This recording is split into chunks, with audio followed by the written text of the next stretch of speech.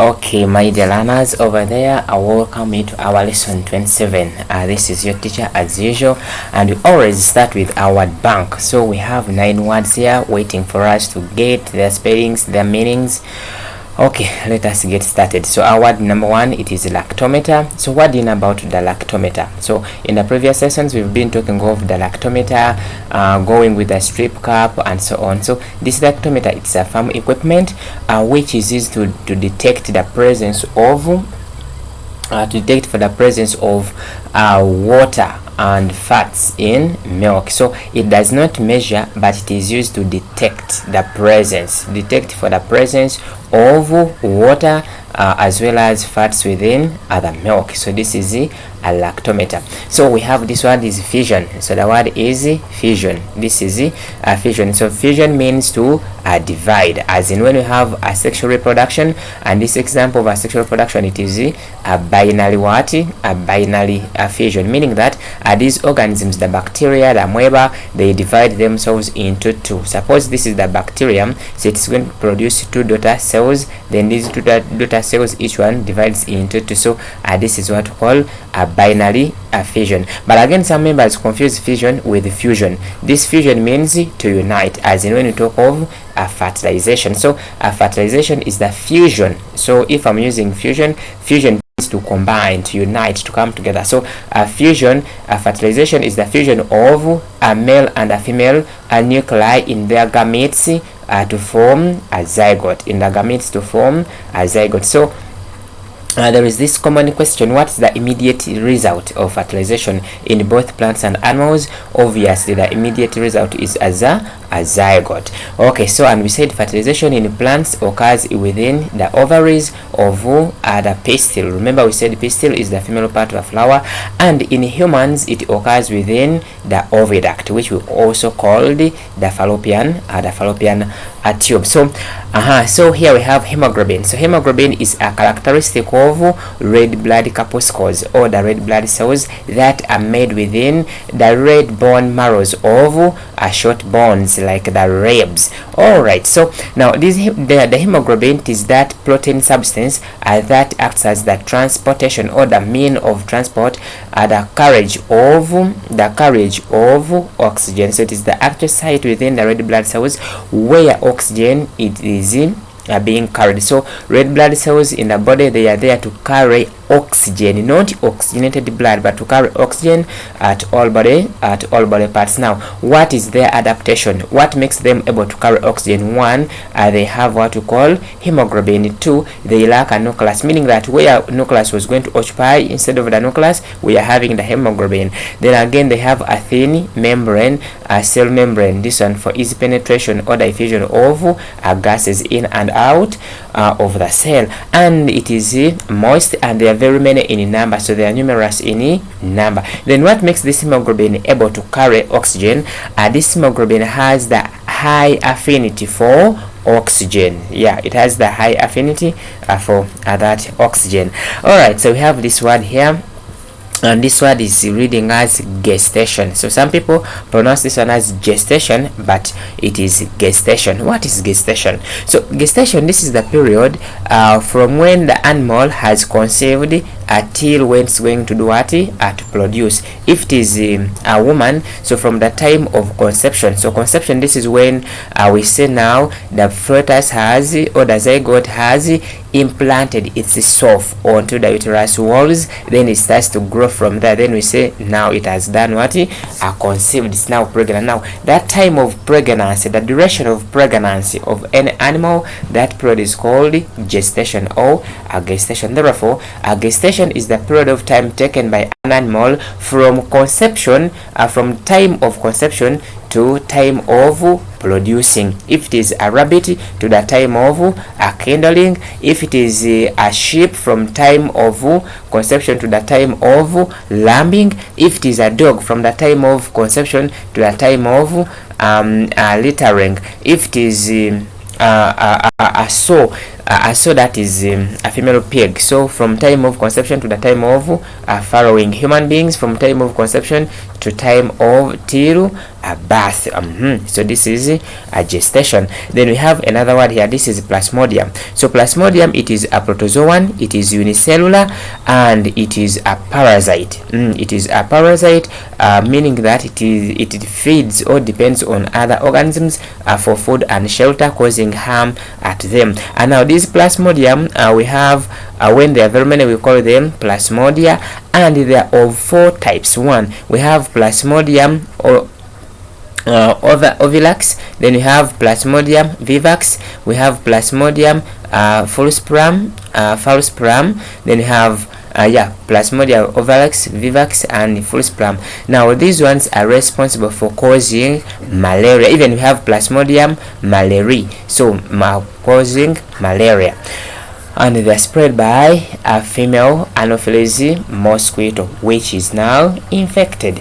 Okay, so we have this word here. This word is co, this is then air, so the word becomes cochlea. So the word is cochlea. So this is the coiled part of the ear, and its work is to change sound vibrations, the amplified sound vibrations, into sound impulses, which are going to be later sent to the auditory nerves, then auditory nerves to the brain for interpretation. So this is the cochlea, and it is filled with fluids, and there are 2. We have the endolymph and the perilymph, those fluids inside here. Now we have this one, breech. This is breech, and when we complete it, it is completed as breech birth. So breech birth, it is a disorder of the female reproductive system. This is when a woman gives birth, but when the baby is coming out with the legs first. Remember, normal births, it is the head to come out first, but in breech birth, then the legs come out first, then the head last. So it is a disorder like the ectopic pregnancy, miscarriages, sterility, painful menstruation periods, and so on. Okay, so let us look at parasites. So this is the last word, parasite. So what's a parasite? So in our lesson today, we are going to discuss parasites, but this is read as parasites. So our word bank has gone as lactometer, fertilization, cochlea, breech, hemoglobin, fission, gestation, plasmodium, and the parasite. So this has been our word bank for today. So let us move on and see our science diagram we are having today. All right, so we are now having a body system, and this is the reproductive system. When you look at this one, it is the male reproductive system, and we say that this male reproductive system is made up of 1, the ducts, 2, the glands, and 3, it has some hormones. Now when we start with the hormones, we have that hormone which is called the testosterone, and this one is responsible for making what we call secondary sex characteristics in males. Remember, we said secondary sex characteristics, they are the physical characteristics which we can use to distinguish between a mature man or a boy from a mature woman. Like we can say the sweat glands become active, then we can say the pubic hair, growth of pubic hair, getting the beards, the voice breaking and becoming deep. So all those are what we call secondary sex characteristics. But what brings this one, it is the hormone called the testosterone. And again, this testosterone hormone is being produced by what we call the testes. When it is one, it is we use I. When there are very many, we use ES, testes. Now these testes are being protected by a sac-like structure, and this sac is what we call the scrotum. Then inside the testis here, we have this part here which is going to produce the sperms. The main work of the testis is to produce sperms, and these sperms are going to be stored temporarily onto this part here, which is called the epididymis. Then this epididymis is connected to what we call the vas deferens, and this vas deferens is also what we call the sperm duct. Then it's going to go up, and when it reaches here, it's going to make a rope when it is now at the same level with the urinary bladder. Remember, this urinary bladder is storing urine for a short period of time, and this urine is being brought to the urinary bladder by what we call the ureters from the cadens, pairs of ureter. Now then this urinary bladder, when this it makes a rope, after making a rope it's going to make a small swelling which we call the ampulla. Then this ampulla is going to make a gland. Then this gland is now going to connect to the urethra of this urinary bladder. Now this gland here is what we call the seminal vesicles, producing semen. Now this is going to be called the urethra. Then the urethra, at the center here we are going to have a big gland, and this is what we call the prostrate gland, the prostate gland. Now from them, from the prostate gland we are going to have other glands here, and these are what we call the Cowper's gland, connecting to the muscles, and these muscles are making what we call the penis. Okay, so let us compare what we've drawn here to this. Now when you look at this one, this is the digestive system actually. Let me change the color here. This one, this is the digestive system, where we have the colon, the anus, this one. Then this is the backbone, the coccyx, the bones, which I will see them as we look at the skeletal system. Then what we want to look at is this reproductive system. Let us start from this. Now when you look at this, this color is faint. Let us maybe get another one here. Let us use our white. Now when you look at this one, this white is also faint. Let us get another one which can match. Should we use this? Should we use green? At least the green. Now when you look at this outer covering is what we have called the scrotum, and this work is protect the the testes. Now when you look at this part here, this is what we have called the testis. It is only one. Then this one covering the testis is what we have called the epididymis. So now this test produces the hormone called the testosterone with the sperms. Then the sperms are going to be stored within this epididymis. Now this epididymis has this long tube, and this long tube here is what we call the vas deferens. So it is the vas deferens or the sperm duct. Then this sperm duct, it's now going to make a rope. It's going to turn. Now this one you are seeing, it is what we call the urinary bladder. Then we are having the ureters which are not being shown. Then they're bringing urine into here. So this one is storing urine for a short period of time. Kakati, then this one is now going to make a swelling. This is the swelling I was talking of. It is called the ampular swelling. Now here it's going to make a bulge. Then it's now going to make a gland. A gland. This gland is what we call the seminal vesicle, also seminal vesicle, producing the semen. Then it's now going to connect to this one. Then this is going to be called ejaculatory duct, meaning that it's going to be conducting sperms onto the urethra, because this is the urinary bladder. Then this tube which is coming out of the urinary bladder, this one is what we call the urethra. Are you getting? Now this is the urethra. Still this one is the urethra. All of it is the urethra. Now but this tube carrying sperms is going to connect the urethra at what we call the ejaculatory duct. Then this middle part, this blue part you are seeing here, is what we call the prostate gland. So it is the prostate gland, also producing the semen. Then we have this swelling. This one is also what we call the Cowper's gland. And now this is what we call the penis. Then the penis has its head and has this the covering. This is what we call the sheath or the foreskin.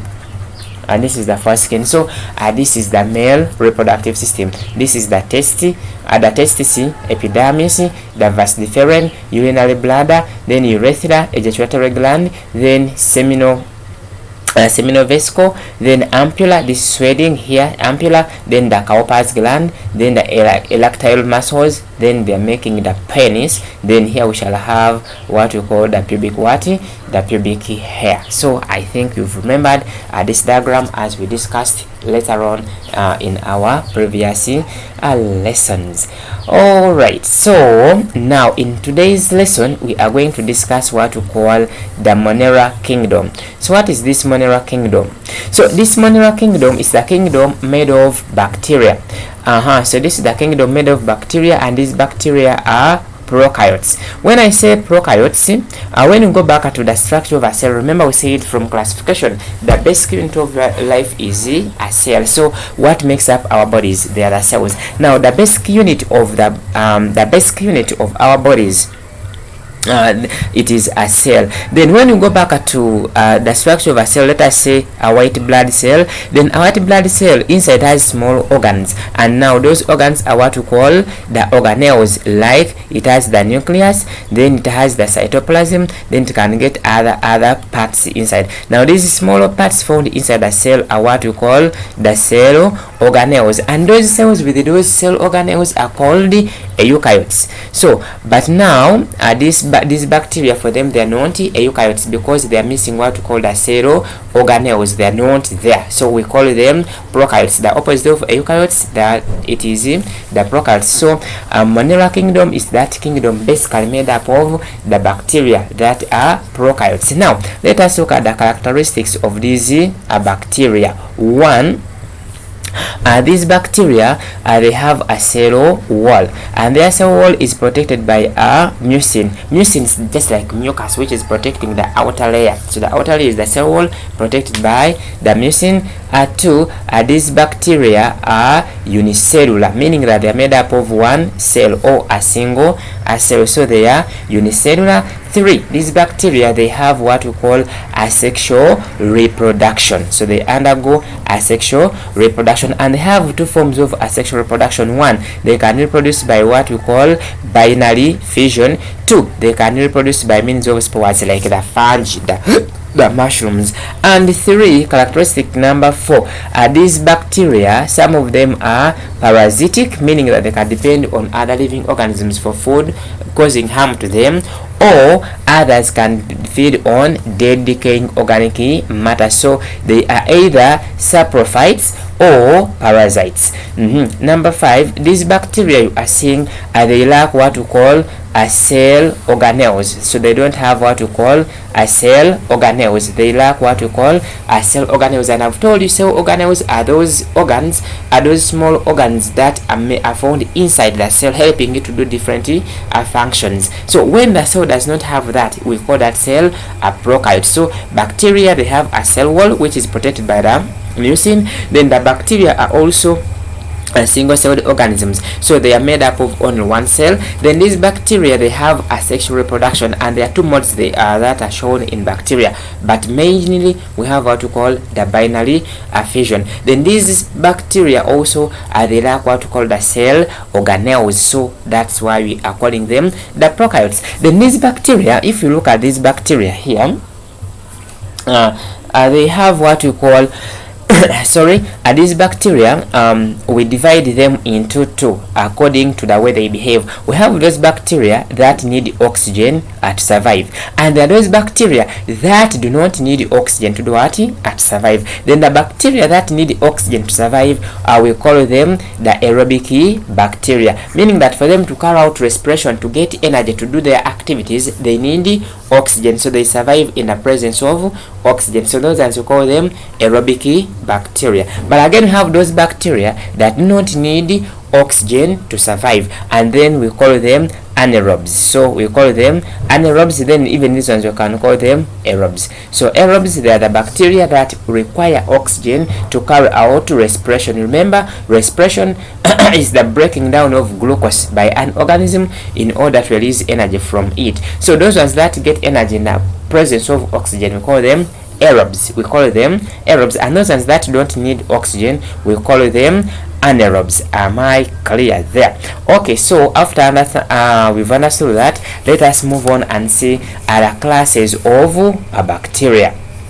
The groups or the classes or the types of these bacteria. Now these bacteria are grouped into four according to their shapes. We can use their shapes to classify them. One, we have the class which we call the cocci. There is the class which we call the bacilli or the bacillus. the bacilli. Then we have the class which is called the vibrio, and we have the class of the spirochetes. Now when you come to the cocci, this is when there are very many. Actually, before going to this one, let us first go back to the word bacteria. So bacteria, when there are very many, we call them bacteria. Then when it's just one in singular, it is called a bacterium. So it's very wrong to say bacteria is used or bacteria is. That's very wrong. So it's better we say it's correct to say bacteria are. A bacterium is. Am I there?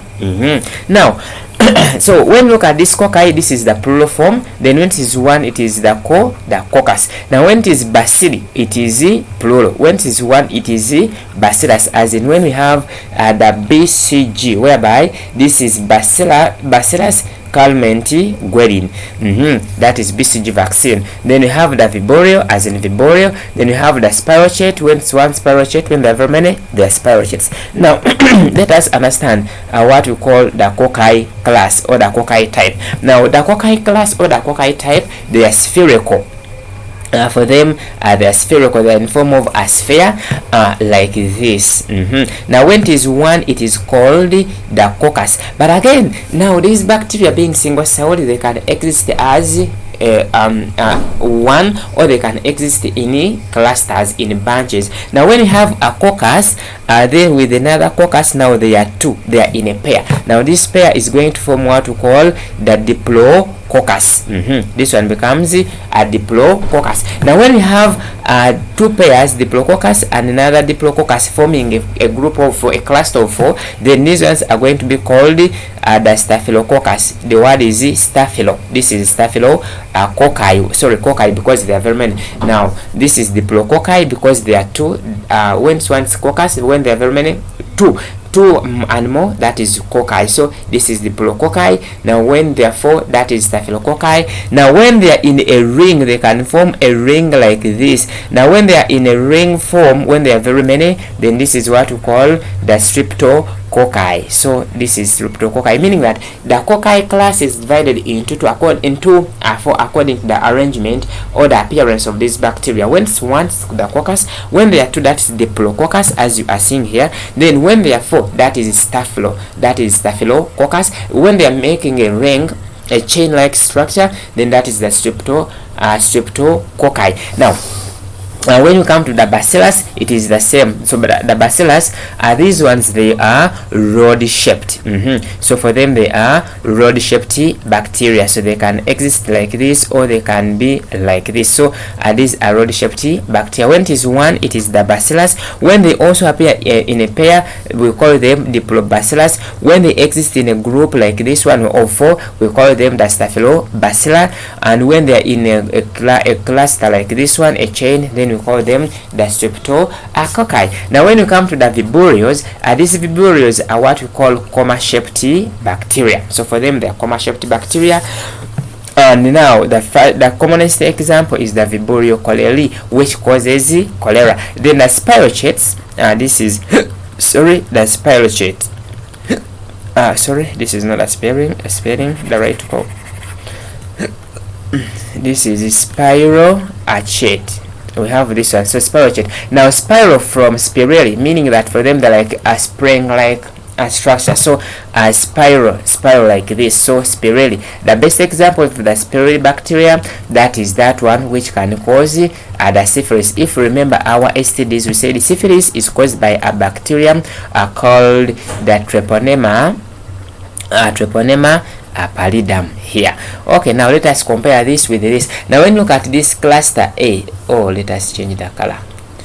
Okay, now if you look at cluster A here, now all this cluster here, it is the cluster of the cocci class. Now when they are two like this, they are forming diplo. Now when these two with these two, now these four, they are forming what we call the staphylo. Now when they make a chain like this with this with this, making a chain like this, now this chain is what we are going to call the streptococci. Now this is the coccus or the cocci class of bacteria. Now when you look at this one, this is bacillus. When it is one, it is bacillus. Now when there are when there are two or many, we call them the bacilli. Now when you look at this bacillus with this bacillus, they're forming a pair. Now this is what we call the diplobacillus. Now this pair with this pair, with this pair, now that's what we call the Staphylococcilus. Now when they make a chain like this, then that chain is what we call the Streptobacillus.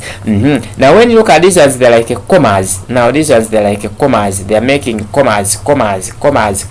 Now these are what we call the Vibrio bacteria. And now these ones, they're like a spring. Now this is the spirochete. So these are the 4 groups of bacteria. And the cocci from here. Then you have the bacillus or the bacilli, the vibrio, and what we call the spirochetes. I think now you've understood the 4 classes of bacteria. Now let us go and get what we call the structure of a bacterium. Let us see, how does this bacterium look like? Remember we said these bacteria, they have the outer cover, and this outer covering is what we call the cell wall, and we say that this cell wall is protected by mucin, and this cell wall gives it the structure, gives it the skeleton, gives it support. Now from the structure, from the cell wall, we have another structure here, and this other structure here is what we call the cell membrane. It is what we call the cell membrane. Now inside here we are having what we call a cytoplasm, where the medium of exchange occurs, and this bacterium does not have the organelles, but what it has the DNA, and this DNA, it is what we call the circular DNA. But now, like the nucleus of the white blood cells, the nucleus of the sperm, as we discussed earlier on, we said that DNA is the one which is responsible for carrying the genetic material in inheritance, because they have to reproduce, and they have to reproduce the bacterium that are similar to them through what we call binary fission. So as they are doing that one, then that DNA has to divide, to replicate itself, then then produces another bacterium similar to the mother. So this is a circular DNA. Then here they have what we call mesosomes. We have the mesosome. Now down here we are having what we call the flagellum. So the flagellum, when it is one, it's called the flagellum. When there are very many, we call them the flagella, meaning that these flagella, they enable the bacteria to do what? To locomote, to move from one place to another. Am I understood? So this one is the cell wall, the cell membrane, the cytoplasm, the circular DNA, the mesosome, and the flagellum, or the flagella, when they are very, very many. Now where do we find these bacteria?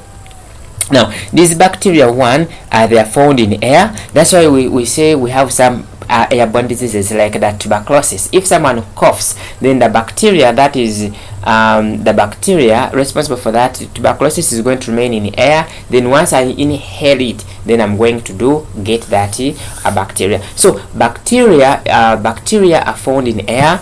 2, we can find this bacteria in soil. 3, it is also found in water, that is now contaminated water. We can find it in the animal's body.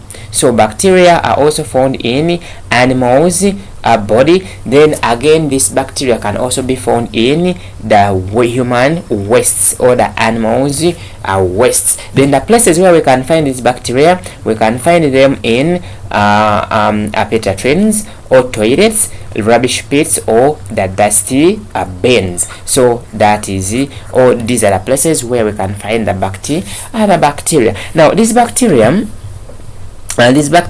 reproduce by means of binary fission. So it is wrong to say by cell division. When you say cell division, there are very many kinds of cell division, but you have to tell us they reproduce asexually by means of binary fission, meaning that they divide themselves into two daughter cells. Then during this binary fission, the bacteria needs some bacteria need warmth, then others need a lot of food, and others need oxygen. However, we said some bacteria do not need oxygen, and those ones that don't need oxygen, we call them the anaerobes. This is the spelling, anaerobes here.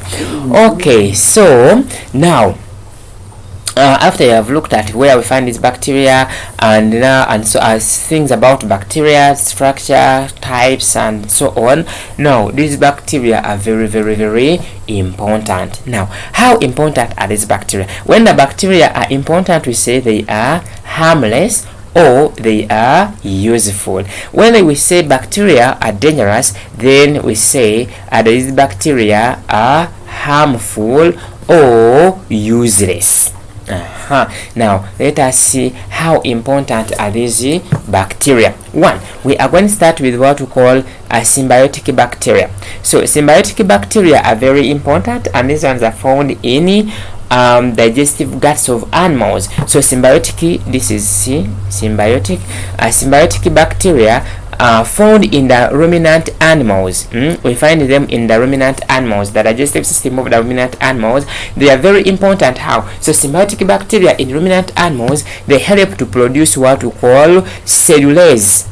Cellulase enzyme, which can digest what we call the cellulose. Remember, these animals feed on grass, on plants, on wood. Now that wood is made out of cellulose, and that cellulose is digested by what we call the cellulase, and that cellulase is produced by the symbiotic bacteria found within the ruminant animals. That's why one time I told you that for us it is useless to eat okay, we don't get nutrients from eating the vegetables, the nakati, you eat dodo, you eat cabbages, those are fibers, so we don't get nutrients from them simply because the nakati, the dodo, the jojo you do eat, they are made out of the cellulose, and that cellulose, our digestive system, we don't have that enzyme cellulase, which is going to digest the cellulose. We only benefit from it only when we have that bacterium. If we get that bacterium within our digestive gut, then it's now going to start doing what? Separating that enzyme. Then that enzyme will help us to break down that cellulase. Producing cellulase to break down the cellulose. But again, we don't get much from those fibers. They only stimulate the peristalsis process. They add bulk on food and so on, but we don't. But now these ones are useful mainly to ruminant animals, because for them they depend mainly on grass, the cellulose. So when they tell you to give an example of a useful bacteria, you can write symbiotic bacteria in ruminant animals. If they have and try to tell you to give the example how useful bacteria are, then you tell us symbiotic bacteria in ruminant animals secrete cellulose enzyme which help to digest the cellulose. Don't say symbiotic bacteria found. You have to write. You have to talk to the examiner. Tell the examiner that symbiotic bacteria found in the ruminant animals, the digestive system of digestive guts of the ruminant animals, help to digest, to release cellulase to enzyme to break down the cellulose. That's one. Then two, we are having what we call rhizobium. Rhizobium, where do we find the rhizobium? This is IUM. Rhizobium, these are what you call nitrogen fixing bacteria. So scientifically we call them rhizobium. So rhizobium help to fix nitrates,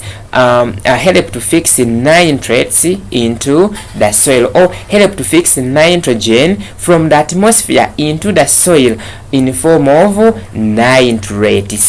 Yes, in form of nitrate. So nitrogen is not in the soil in form of nitrogen gas. No, this rhizobium, they get it, they convert it into a nitrate. Then this nitrate is readily available for the plant roots to absorb and take the nutrients to make a proteins. That is another one. We can write and say denitrifying bacteria. We are having what we call denitrifying bacteria. They help to convert nitrates into nitrogen back to the atmosphere, because in the atmosphere you also need nitrogen. But now if all the nitrogen in the atmosphere has been converted into nitrates into the soil, then the nitrates are going to be very many and they are going to be in excess, and once they're in excess, they're now going to become useless to the plants. Now that's why the denitrifying bacteria found again in the soil, they are going to break the nitrates in excess back to free nitrogen, or to to atmospheric nitrogen. So even when they tell to give examples, you can give symbiotic, you can give Rhizobium, you can give denitrifying, like that. And again, let us look at another one. So we are having what we call the bacteria. These bacteria they are used in food processing industries. So bacteria are used in food processing industries to manufacture or to make ghee, omuzigo, to make butter, to make yogurt, and also to make cheese. So all those people require the help of the bacteria. And another one, so bacteria, especially the anaerobes, they help in the production of biogas. So where we are going when we open up primary 7 work, we are going to look at resources, we are going to look at resources from animals. We are going to see how we can produce biogas. Now when you are producing that biogas, there is that ditch or a hole dug, then where we put the organic matter. So they need to decompose, but the bacteria there, we call them anaerobes because they do that in the absence of oxygen. So anaerobes help in production of a biogas.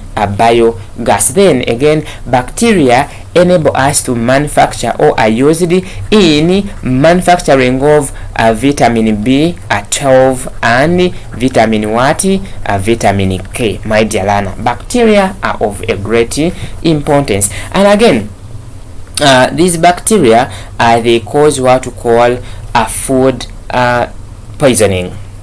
They cause food poisoning. And now this one is very important because as they cause food poisoning, the medical workers and those people in the medical sector, they are going to be earning money. And these bacteria, they cause diseases. They cause diseases to both plants and animals.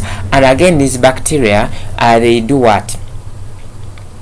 And again, they cause diseases, and these bacteria they make our food go bad. So what makes food go bad? It is the bacteria. It is the bacteria. So the bacteria make food go bad, and so they are of a great importance because as the food goes bad, you go and buy another one, you buy. As those people are selling, for them they're making money, my dear learner. So bacteria are very, very important. So this has made the end of our lesson 27. Let us go for our mixed exercise. Number 1, how do bacteria reproduce? How do bacteria reproduce?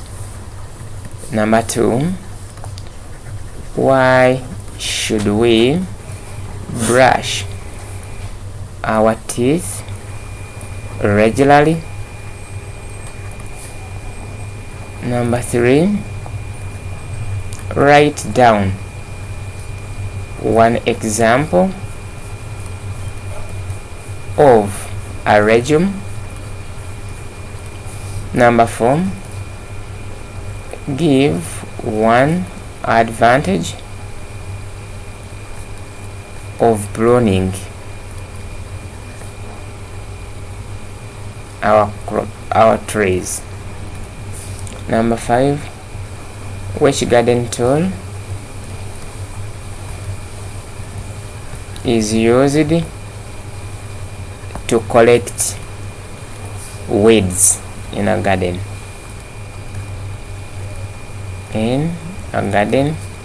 Number 6, in the space below, draw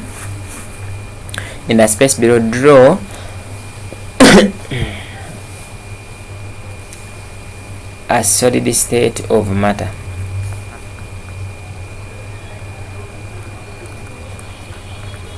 Number 7, what is mulching?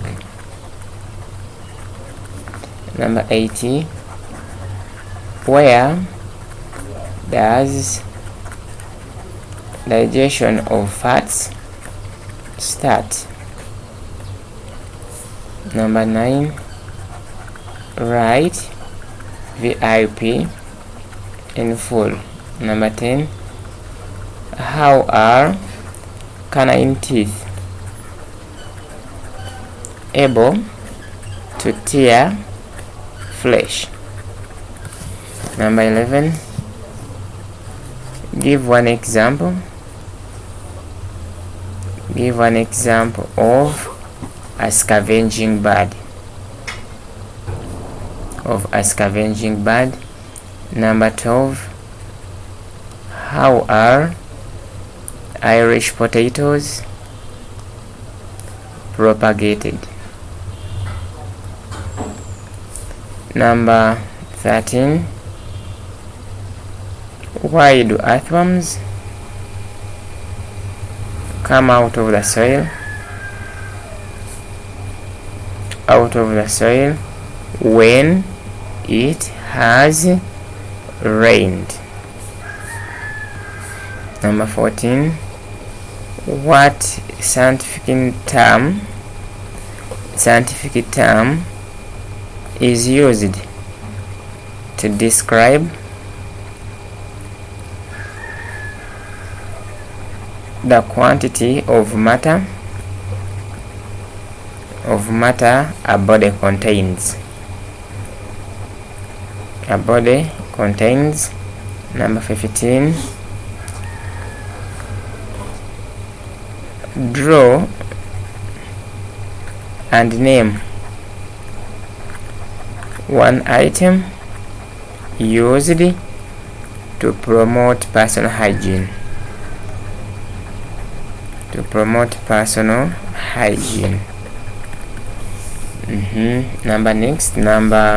Number 16. Number 16 here. Why do bees swarm? In the space below, draw a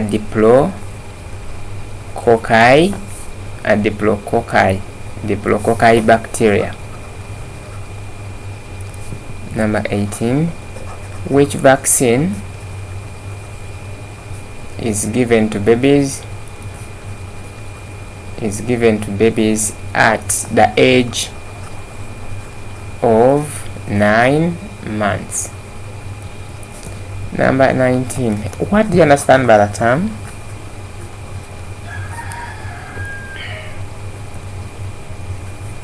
term gestation?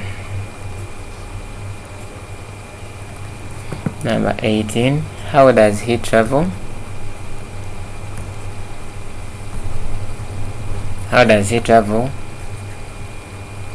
Through liquids. Number 19. What is the importance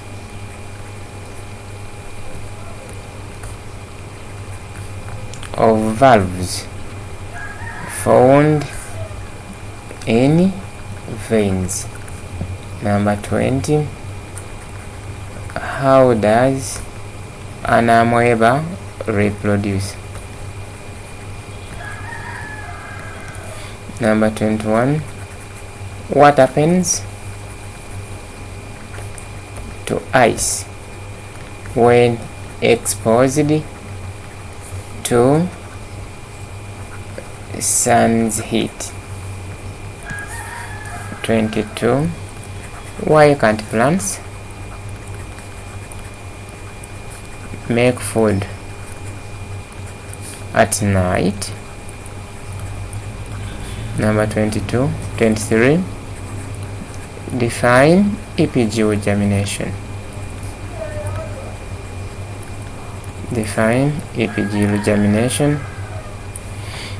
24. What is osmosis? 25. How important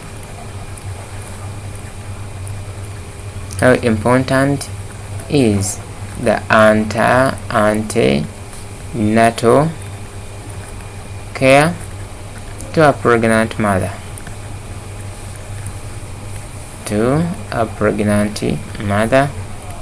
26. How does a guitar produce sound? 27 as stated. One advantage of modern beehives.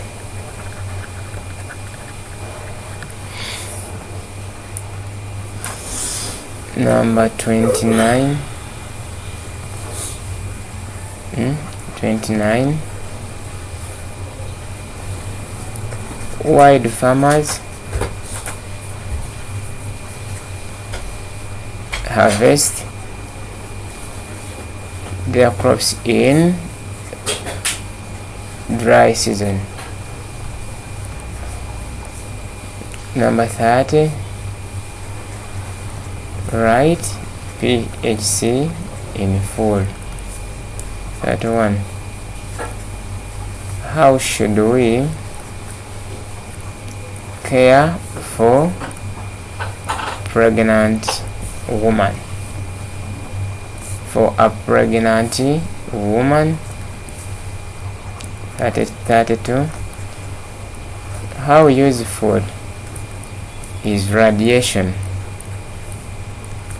in our daily life? Then 30, 33, 34, 31, 32, 33. By what process?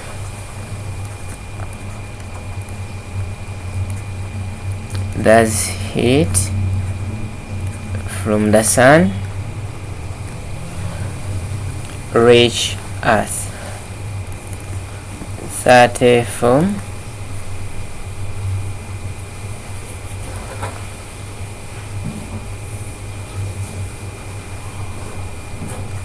Convert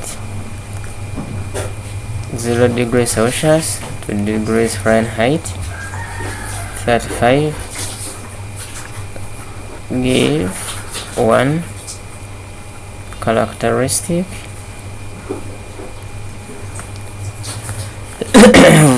insect pollinated flower.